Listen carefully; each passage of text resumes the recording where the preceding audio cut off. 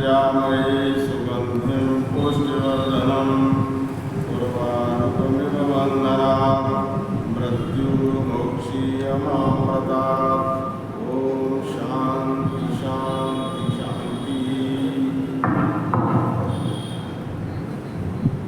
कार्यक्रम में उपस्थित माननीय मंत्री जी, पूज्य मातृशक्ति, उपस्थित आर्यगण को, अभी हम महर्षि दयानंद के गुणगान कर रहे थे। महर्षि दयानंद के गुणगान हम करते हैं और अचंभित हो जाते हैं। इसका कारण है कि ऋषि ने हमको उस समय में पहुंचा दिया जिस समय ये देश बहुत पवित्र भूमि थी, सोने की चिड़िया कही जाती थी। यहाँ पर उस समय व्यवस्थाएं इतनी उत्तम हुआ करती थी कि न तो उस समय वर्ण व्यवस्था की आवश्यकता थी, न आश्रम व्यवस्था की। सब लोग अपने आप अपने सब नर करें परस्पर प्रीति, सब आपस में प्रीति भाव से रह करके और निज निज धर्म अपने अपने धर्म के अनुसार आचरण किया करते थे। ऋषियों का युग था। ऋषि दयानंद उसी युग की कल्पना करते हैं। अग्नि वायु आदित्य अंगिरा गौतम कपिल कणाद जैमिनी व्यास ऋषि आदि ऋषि। और ये परमपिता परमात्मा का बड़ा सौभाग्य रहा कि बहुत लंबे समय के पश्चात फिर उसी श्रेणी का एक ऋषि धरती पर आया, जिसको महर्षि दयानंद सरस्वती के नाम से जानते हैं। महर्षि स्वयं कहते हैं कि यदि मैं गौतम कपिल कणाद जैमिनी के समय में होता तो मैं कुछ नहीं। तो देखिए, ऋषि के विचार, यदि उनकी विनम्रता भी है, वो तो अपनी वाणी से कहते हैं, लेकिन मैं ये बताना चाह रहा हूँ कि ऋषि उन ऋषियों की कल्पना करते हैं और उन ऋषियों का इतिहास बताते हैं। उनका प्रवचन में वो इतिहास जब बोलते हैं तो महर्षि ब्रह्मा से शुरू करते हैं, जो हमारी वैदिक परंपरा उसको लेकर के चलते हैं। तो ऋषि दयानंद उसी तरह का देश, उसी तरह का विश्व बनाना चाहते थे। इसीलिए उन्होंने अपना जो एजेंडा, जिसे हम कह सकते हैं वैदिक आर्य समाज के नियमों में प्रस्तुत कर दिया। पिछले दिनों हम आर्य समाज के 9वें नियम पर बात कर रहे थे, उसी क्रम को थोड़ा आगे बढ़ाएंगे। महर्षि दयानंद सरस्वती ने वेदों का भाष्य किया, बहुत सारे ग्रंथ लिखे, लेकिन सार रूप में जो बात रखी है वो आर्य समाज के नियमों में रखी है। और उस 9वें नियम में वो कहते हैं, प्रत्येक को अपनी ही उन्नति से संतुष्ट नहीं रहना चाहिए, किंतु सबकी उन्नति में अपनी उन्नति समझनी चाहिए। इसमें पिछले व्याख्यान में शारीरिक उन्नति पर चर्चा हुई थी, आज इसके आगे का विषय लेते हैं। अपनी उन्नति प्रारंभ में जब तक पहले शारीरिक उन्नति की बात करते हैं वो, फिर आत्मिक उन्नति की बात करते हैं। ये दोनों प्रकार की उन्नति जब हमारी हो जाएगी तब हम समाज में कुछ काम करने लायक होंगे, तब तक नहीं हो सकते। याद रखिए, यदि आपकी शारीरिक उन्नति नहीं है तो आत्मिक उन्नति आप कर ही नहीं सकते। ऋषि दयानंद के विषय में माननीय पंडित जी अभी बता रहे थे कि वो 1-1 घंटे की उपासना की बात करते हैं। और ऋषि दयानंद के प्रत्यक्षदर्शियों ने देखा है, फर्रुखाबाद में भी 18-18 घंटे की जो समाधि लगाते थे, गंगा के किनारे पर समाधि लगाते थे। ऐसा ईश्वर भक्त मिलेगा नहीं पिछले 5000 साल के पश्चात। लेकिन हुआ क्या कि हम लोग तो जो सड़ी गली व्यवस्था थी, मूर्ति पूजा, उसके पीछे पड़े हुए थे। तो ऋषि ने जो बताया तो ऋषि की बात सारी उल्टी लग रही। तो महर्षि दयानंद सरस्वती आत्मिक उन्नति के लिए जो कहते हैं, वो आत्मिक उन्नति का जो सबसे बड़ा कारण है उनका, वो है ईश्वर से जुड़ना। बिना उसके आत्मिक उन्नति नहीं हो सकती। समाज में, संसार में हम नित्य संसार से ही जुड़े रहते हैं और वो हमको ईश्वर से जोड़ना चाहते थे, स्वयं ईश्वर से जुड़े हुए थे। और इसीलिए उनके मुख से जो वाणी निकली, आज तक कोई उस पर कोई उसको काट नहीं सका, कोई उस पर ये नहीं कह सका कि ऋषि ने ये बात शब्द गलत लिखा, क्योंकि उनका जीवन वेदों का जैसे उन्होंने भाष्य किया तो वो कहते हैं विज्ञान कर्म उपासना की बात करते हैं। और विज्ञान वेदों के जो विषय है वो ज्ञान है, कर्म है, उपासना है और विज्ञान विषय है। विज्ञान उनका ये वाला नहीं है जो आजकल का विज्ञान विध्वंसकारी है। ऋषि दयानंद तो उस विज्ञान की बात करते हैं जो परमपिता परमात्मा का विज्ञान है, जिसको योग दर्शन में विवेक ख्याति कहा गया है और वो उपासना के पश्चात मिलता है। तो ऋषि दयानंद ने आत्मिक उन्नति के लिए हमको एक पुस्तक दी है, उसका नाम है संध्योपासना। महर्षि मनु कहते हैं ऋषि यज्ञम देव यज्ञम दूध यज्ञम सर्वदा यज्ञम पितृ यज्ञम यथाशक्ति। 5 महायज्ञ बताए गए, महायज्ञ कहा गया उनको, और वो कहते हैं कि इनको हमें नित्य करना चाहिए। हम आज अपने को देखें क्या हम नित्य कर रहे हैं। महायज्ञ हैं वो, छोटे मोटे यज्ञ नहीं। यदि हम नहीं करते हैं तो आर्य या ऋषि भक्त कहलाने के अधिकारी नहीं। तो कहते हैं ऋषि यज्ञम देव यज्ञम भूत यज्ञम च सर्वदा यज्ञम पितृ यज्ञम यथाशक्ति। संध्योपासना देव यज्ञ से पर्यावरण शुद्ध होता है। बलिवशुद्ध यज्ञ अन्य पशु पक्षियों का भी ध्यान रखना, पूरे पर्यावरण का ध्यान रखना चाहिए। और यज्ञ तिथि यज्ञ और माता पिता बुजुर्गों की सेवा, ये दैनिक कृत्य बताए उन्होंने। जिस तरह से आप स्नान करते हैं, रोटी खाते हैं, दंत मंजन करते हैं, ये तो शारीरिक कृत्य हैं। मन की सफाई के लिए, मन की शुद्धि के लिए इस तरह के कर्म उन्होंने बताए हैं, हमारे ऋषियों ने बताए हैं। और ये पहले किया करते थे, जब करते थे तब उनको मूर्त शुद्ध थी। तो इसलिए ऋषि ने जो हमको एक पुस्तक दी है उसका नाम है संध्योपासना। उस पुस्तक को भी अपने आज संध्या के रूप में करने लगे, उसको उपासना वहाँ भी चली गई। पंडित जी ध्यान देना, प्रारंभ के जो आर्य थे वो ईश्वर के उपासक हुआ करते थे। ज्ञान कर्म और उपासना उनके जीवन में थी, इसलिए बहुत बड़ा काम कर गए। आर्य आप नजर दौड़ा के देखो, ज्ञान के क्षेत्र में आर्य समाज ने बहुत काम किया, बहुत साहित्य लिखा, कर्म खूब किए, ज्ञान और कर्म खूब किए। और उपासना भी थी प्रारंभिक पीढ़ी में, ऋषि दयानंद के बात थे।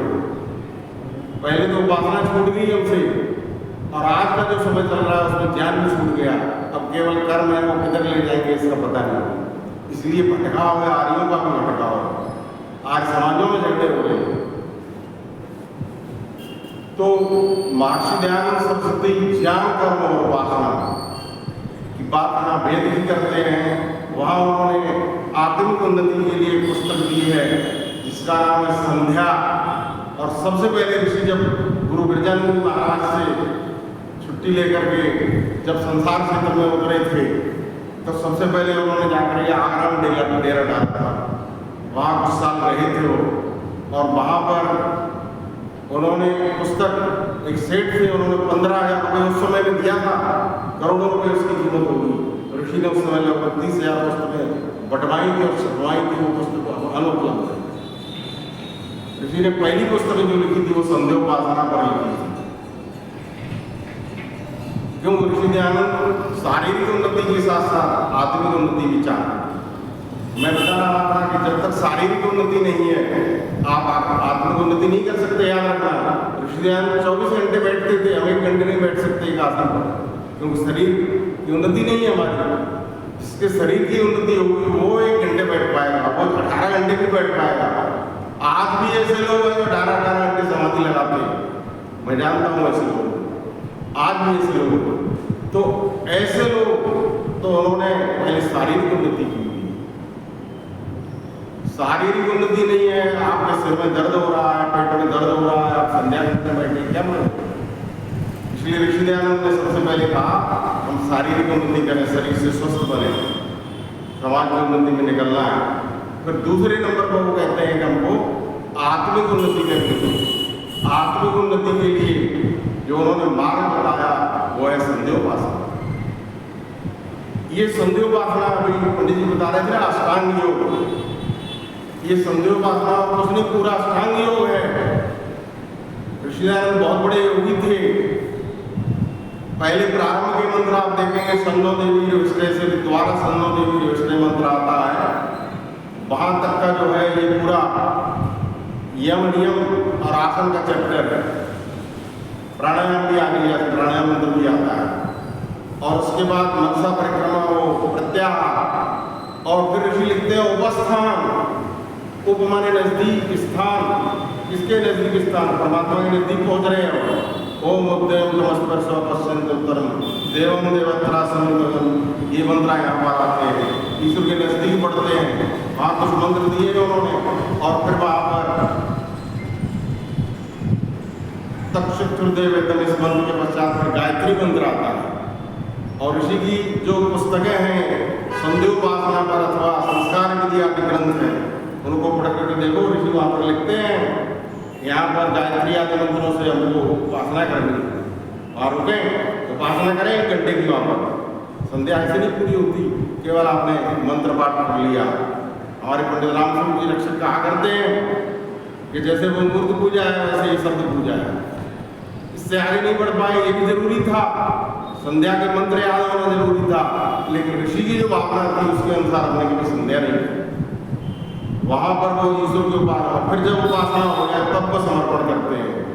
हे ईश्वर दयाल दे भगवत कृपया जब उपासना, उपासना तो की नहीं है आपने, जब उपासना जो कर्म हमने अभी किए हैं वो हमारे सिद्ध हो, और फिर अंत में नमस्कार करके नमस्ते करके परमात्मा से हाथ जोड़ते हैं, और तब संध्या उपासना करते हैं। ऋषि की पूरी पद्धति इसको यदि आप ईश्वर स्तुति प्रार्थना से जोड़ोगे तो भी जुड़ जाती है। प्रारंभ के मंत्र जो हैं वो स्तुति के मंत्र हैं। सन्नो देवी से लेकर सन्नो देवी विष्णु मंत्र तक स्तुति है, और फिर जो 6 मंत्र हैं उनमें प्रार्थना की गई है कि हम संसार में राग द्वेष से बचें। आज संसार का जो झगड़ा हो रहा है उसके पीछे राग और द्वेष ही है। 6 बार मंत्र बोलते हैं कि हम किसी से राग नहीं करें, किसी से द्वेष नहीं रखें, फिर भी हम राग द्वेष में फंसे हुए हैं। इसका अर्थ है कि हम संध्या नहीं कर रहे। तो वहाँ पर प्रार्थना, ईश्वर स्तुति प्रार्थना, और अंत में फिर उपस्थान मंत्र आ जाते हैं और उपासना की तरफ पढ़ते हैं, सब ईश्वर में दिखाई देता है। और फिर वहाँ पर उपासना करके, और जब उपासना हो जाएगी तो फिर वो विवेक ख्याति भी मिलेगी, जिसका वर्णन महर्षि पतंजलि योग दर्शन में करते हैं। परमात्मा की तरफ से विशेष ज्ञान, जो उसको ऋषि ने विज्ञान कहा, वेद के 4 विषय हैं, विज्ञान, ज्ञान, कर्म और उपासना। उपासना से जिसकी प्राप्ति होती है उसको विज्ञान कहते हैं। तो ये तो रहा स्तुति प्रार्थना और उपासना। इसी तरह से यदि हम इसको ज्ञान कर्म उपासना से जोड़े तो भी जुड़ जाता है। अब देखिए प्रारंभ के मंत्र जो ऋषि ने दिए, सन्नो देवी विष्णु आपको होंत गीते संयोग विश्रवंतना, उसमें इस मंत्र में आया कि जो हमारे लिए अभिष्ट है और जो गीते उसके अलावा भी जो आप हमें कल्याणकारी देना चाहते हो वो दो, केवल न दो बल्कि हमारे ऊपर हमेशा वर्षा होती है। आप देखिए जो शिक्षण में B.Ed में पढ़ाया जाता है, simple to complex, near to far, नजदीक से दूर, सरल से कठिन की ओर, ऋषि वही कहना चाह रहे हैं। पहले वो परमात्मा का एहसास हमको हमारे शरीर में कराते हैं, फिर ब्रह्मांड में कराते हैं। एहसास हो गया तो फिर ईश्वर की तरफ फिर प्रत्याहार की स्थिति लानी, अंत में फिर वो मनसा परिक्रमा के मंत्र देते हैं, उपस्थान के मंत्र देते हैं, और अंत में उपासना। उपासना उपस्थान के मंत्र को हम कह सकते हैं धारणा और ध्यान, और उपासना समाधि की बात होगी।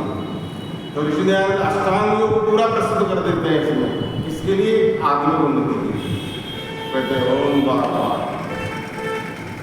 वाक वाक परमात्मा को अनुभव करो। ये वाणी में ये मैं बोल रहा हूँ बिना ईश्वर की कृपा के नहीं बोल रहा हूँ, ईश्वर की कृपा है जो मैं बोल पा रहा हूँ, मेरी कोई शक्ति नहीं मैं बोल पाऊँ। तो वो कहते हैं पहले अपने शरीर में ईश्वर को अनुभव करो। ओम वाक वाक ओम प्राणा प्राणा, ये सांस चल रहे हैं, इनका अनुभव करो। ईश्वर की शक्ति है। जिस समय आप सो रहे होते हैं, गहरी निद्रा में होते हैं, उस समय भी आपके सांस चलते रहते हैं। कौन चला रहा है? वो परमपिता परमात्मा की व्यवस्था है। ईश्वर का एक नाम प्राण भी है। सच्चिदानंद कहते हैं ईश्वर का एक नाम प्राण भी है। प्राण कहते हैं जीवन की शक्ति। ओम वाग वाग ओम प्राण प्राण ओम चक्षु चक्षु, हमारी आंखें ईश्वर की शक्ति से देख रही हैं। ओम श्रोत्रम श्रोत्रम ओम नाभि ओम हृदयम ओम कंठा ओम शिरा ओम बाहुभ्याम विष्णुबलम। कहते हैं इस तरह से जब इनका आचमन किया, हमने इनकी तरफ ध्यान दिया, तो आगे मार्जन मंत्र देते हैं। वो मांजना है इनको, वाणी से जल शब्द नहीं निकल जाए, ध्यान रखना। ये जो ऊपर का मंत्र बोला उसमें जितनी बातें कही गई हैं वो सारी पवित्रता की तरफ बड़े ऋषि कहते हैं। यदि जीवन में अपवित्रता है तो ये मंत्र पाठ कुछ नहीं करेगा। जब तक जब में शुभ कर्मों का संचित सामान नहीं होगा, चाहे लाख करो संध्या वाहन, हरगिज कल्याण नहीं होगा। ये हमारे पति जी का तो महर्षि मांजने की बात करते हैं। इंद्रियों को मांजो, मार्जन मंत्र देते, मांजो।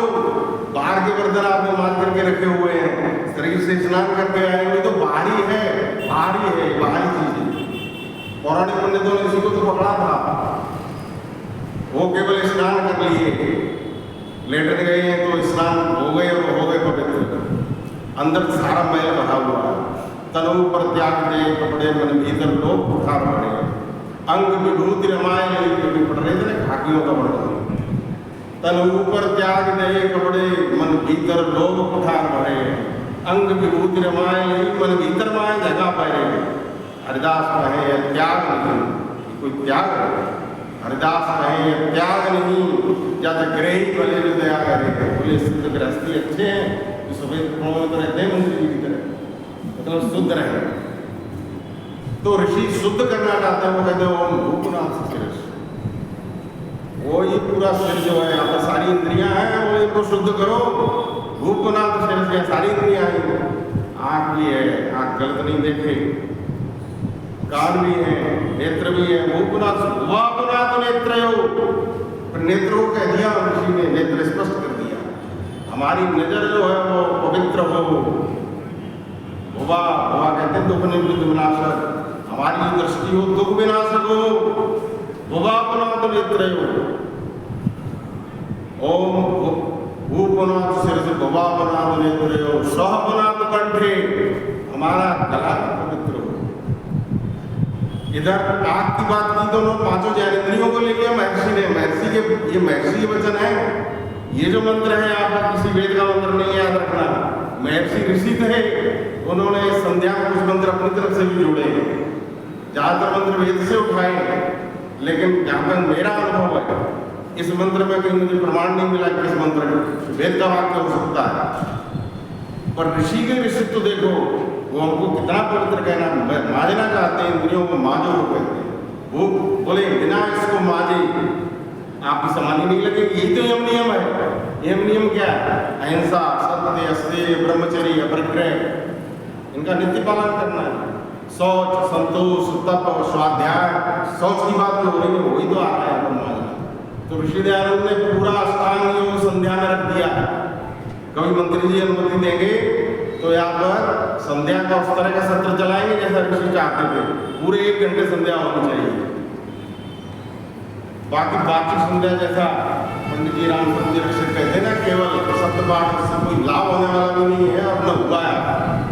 तो महर्षि क्या कहते हैं? ओम भूपनाथ शिरस भुवापनाथ नेत्रयो स्वपनाथ कंठे। जब हम यहाँ पर पानी छिड़कते हैं ना, तो ध्यान दें हमारा कंठ कैसा है। वाणी सत्य बोल रही है, झूठ बोल रही है। हम लोगों को धोखा दे रहे हैं, संसार में कैसे जी रहे हैं, लोगों को धोखा दे के जी रहे हैं क्या? वाणी के दोष महर्षि मनु ने अपने ग्रंथ अमर ग्रंथ मनुस्मृति में अंतिम अध्याय में गिनाए। वो कहते हैं वाणी के दोष हैं 3-4। एक तो कहते हैं झूठ बोलना, एक कहते हैं दूसरे की बुराई करना, और एक चीज कहते हैं कब्बे आकर और तो इस तरह से वहाँ पर 3-4 बातें की कठोरता, कठोर वाणी में सत्यम ब्रूयात प्रियम ब्रूयात न ब्रूयात सत्यम अप्रियम प्रियम जनार्दन ब्रूयात धर्म सनातन। सनातन धर्म को परिभाषित करते हुए कहते हैं कि सत्य बोले, ध्यान रखना, झूठ नहीं हो जाए, कभी भी नहीं हो। सत्यम ब्रूया प्रियम ब्रूया, प्रिय भी हो, न ब्रूया सत्यम अप्रियम, ऐसा भी नहीं हो दूसरे को दलित कर दे। तो इस तरह से तो वहाँ पर महर्षि मनु जो है वो 4 दोष गिनाते हैं, उसकी तरफ महर्षि दयानंद यहाँ पर संकेत करते हैं। भूपनाथ शिरस भवनाथ नेत्र स्वपनाथ कंठे महापनाथ हृदय, हमारा हृदय पवित्र हो, पनाथ लगे पवित्र हो। हृदय देखो कितना पवित्र, ऋषि यहाँ पर पानी छिड़कवाते हैं। हृदय का अर्थ है कि हृदय जो है फेंक रहा है क्या, रक्त, जब रक्त फेंकना कम ज्यादा हो जाता है तो ब्लड प्रेशर हो जाता है आपको, कभी कम कभी ज्यादा, लेकिन हृदय फिर भी कितना दयालु है, ब्लड प्रेशर उच्च हो रहा है कम हो रहा है तो भी आपको रक्त दे रहा। तो ऋषि दयानंद कहते हैं इतना पवित्र हृदय बनाओ। भूपनाथ शिरस भवनाथ नेत्र स्वपनाथ कंठे महापनाथ हृदय जनापनाथ नाभ्याम, हमारी नाभि जो है वो पवित्र हो। मनोभाव जनया व्यंजनम, मनुष्य बनो और दिव्य संतानों को जन्म दो। भूपनाथ शिरस भवापनाथ नेत्र स्वपनाथ कंठे महापनाथ हृदय जनापनाथ नाभ्याम, तपहपनाथ पादयो, पैरों में तपस्या हो, पैर चलने वाले हो, ये नहीं कि हर जगह जो है मोटर आदि भी चल रही है, पैदल चलना भी सीखें। तपहपनाथ पादयो, सत्यम गुणात पुनश्चरित, फिर सत्य की तरफ आते हैं। ये पूरा हमारा पूरा सत्य से भरा हुआ हो। श्री आनंद सत्यार्थ प्रकाश के अंतिम समोल्लास में सत्य की महिमा कहते हुए कहते हैं, नहीं सत्यार्थ परो धर्म आनंदात पातकम परम, नहीं सत्यार्थ परम ज्ञानम तस्मात् सत्यम समर्थने। श्री दयानंद ने वहाँ पर 6-7 श्लोक दिए हैं, बड़े मार्मिक, पूरा सार है ऋषि जीवन का। उनमें ये भी है, तो वो कहते सत्यम गुणात मनुष्य, ये पूरा जो हमारा ज्ञानेंद्रियों से भरा हुआ है मस्तिष्क, ये पूरा सत्य से भरा हुआ हो, हमारा आचरण इतने सावधान रहे। सत्यम गुणात मनुष्य, कम्रम गुणात सर्वत्र, और खम आकाश ब्रह्म व्यापक सब जगह व्याप है, वो पवित्र है। उसी तरह से हम भी पवित्र बने, परमात्मा पवित्र है, जीवात्मा पवित्र है। हमको इस सृष्टि में आकर के माया से लिप्त होकर, जो शंकराचार्य जिसको माया कहते हैं, उसमें लिप्त होकर के या जड़ प्रकृति में बंद करके अपने ऊपर मैल लपेट लिया है। ऋषि दयानंद उसको पूरी तरह मांझना चाहते हैं और उसको शुद्ध करना चाहते हैं। यहाँ तक यम नियम की बात हुई, आगे वो प्राणायाम मंत्र देते हैं। तो यम नियम आसन, आसन तो लगा ही दिया पहले, आसन पर बैठे हुए, फिर प्राणायाम मंत्र कहते हैं। यम नियम आसन प्राणायाम प्रत्याहार धारणा ध्यान समाधि, सारा पूरा अष्टांग योग प्रस्तुत कर दिया महर्षि दयानंद सरस्वती ने। आज हमको संध्या और ये आर्य समाज, पंडित राम स्वरूप जी रक्षक कहते हैं कि हमारे देश का, नहीं तो राजस्थान का पहला आर्य समाज है। देश में तो और बहुत जगह हुआ, राजस्थान में पहले जो आर्य समाज के उनमें से एक है। तो यहाँ से भी कुछ इस तरह का प्रकाशित होना चाहिए, जिससे दूसरे लोग भी सीखें, तो हम संध्या के क्षेत्र में कुछ प्रगति कर सकते हैं। कभी आप लोगों की अनुमति हुई तो संध्या को इस रूप में प्रारंभ कराने का प्रयास करेंगे, जो कि महर्षि दयानंद द्वारा निर्देशित संध्या की पद्धति है। इसी के साथ मैं अपनी वाणी को विराम देता हूँ।